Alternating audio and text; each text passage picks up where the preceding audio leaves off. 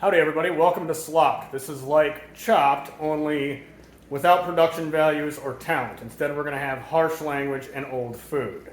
So the idea being is we're going to try to use up some of the old stuff that we have in our kitchen and see what happens. Because we like to mix stuff up, we're going to do it. So this time I found 3 jars of open salsa in my refrigerator. I'd like to use these jars of salsa for something. So I ended up kind of doing a little bit of brainstorming for what I had on hand. And I got some salsa, I found some chicken, I've got some bagged rice. We're gonna combine it all up and see what happens. I'll just give you a look here. So as you can see, I have, like I said, production values are lacking. I have all that salsa there. I found some nacho cheese behind that. I got an old onion and some garlic. I got some peppers that I found from a recipe a couple of days ago. The rice and some cream of mushroom soup, and then the chicken I've got de-thawed. So I'm gonna grill the chicken up, and I'll be back, and we'll see how it goes after that. All right, everyone, welcome back. We're going to grind up the cheese to add to our recipe, because we had some cheese on hand to add to it. Once again, the idea is to use it with the things that we have on hand, most importantly, of course, being all of this salsa that we have lying around.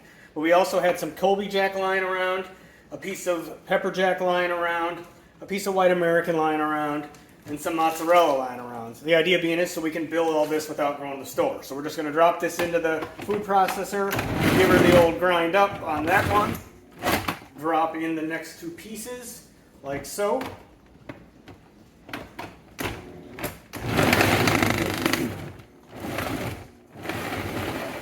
A little sticky. And there we go. And now we've got ourselves probably what amounts to about 3 cups or so between the mozzarella and then this ground up cheese here. So we'll be able to add that to the recipe when the chicken gets done getting grilled up. I'll be back in a bit. Howdy folks, we're back. Just thought I'd show you the chicken that we're cooking up. I tossed mine on the grill. You could probably throw it down in the oven or fry it up or whatever you want. The important part is that, you know, you're gonna get back what you put into it. So if you put a little bit of extra effort into making your chicken flavorful, or you know, putting a little bit of extra effort into any of the steps that you make, you're gonna end up with a better result than you would if you just slopped it all together.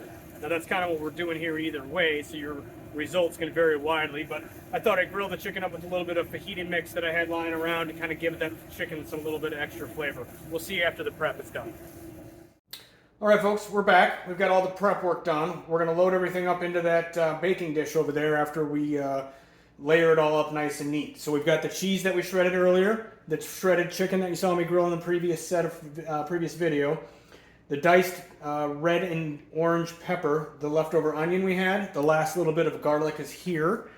This is the cheese, the queso and the cream of mushroom soup kind of mixed together to make it easier so it all blends together. 2 bags of rice over there to add to it. And then there's the main ingredient is our salsa. That's 3 containers left of salsa. Looks like I ended up with about 3.5 cups. I don't know if I use that much, and I'll probably save one of the jars in case it ends up being too much. But I'm going to load everything up and layer it all up, and we'll show you what it looks like after I get it layered in. All right, folks, we're back. We got everything layered out. We used all of the ingredients that I had showed you except for about half of the onion and half of the chopped up sweet peppers. So I figured we'll just use them in another recipe some other time or throw them in a salad, so that won't be any waste there. But we used a lot of ingredients.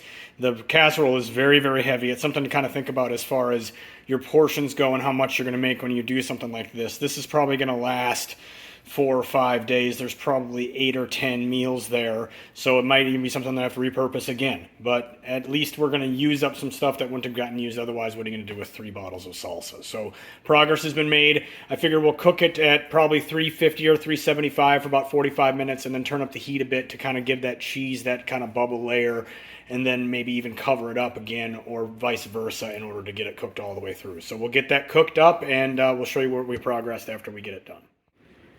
All right, we're back. As you can see, it looks like it toasted up pretty good. I cooked it for 350 for an hour with some tin foil on it, then took it off and finished it off for about 25 minutes with the foil off to kind of brown up the cheese and kind of give it that outside layer. Turned out good, or looks like it turned out good. We'll see after we get the chance to eat it. Stay tuned. And there it is, folks, all completed. Creamy salsa, chicken, and rice.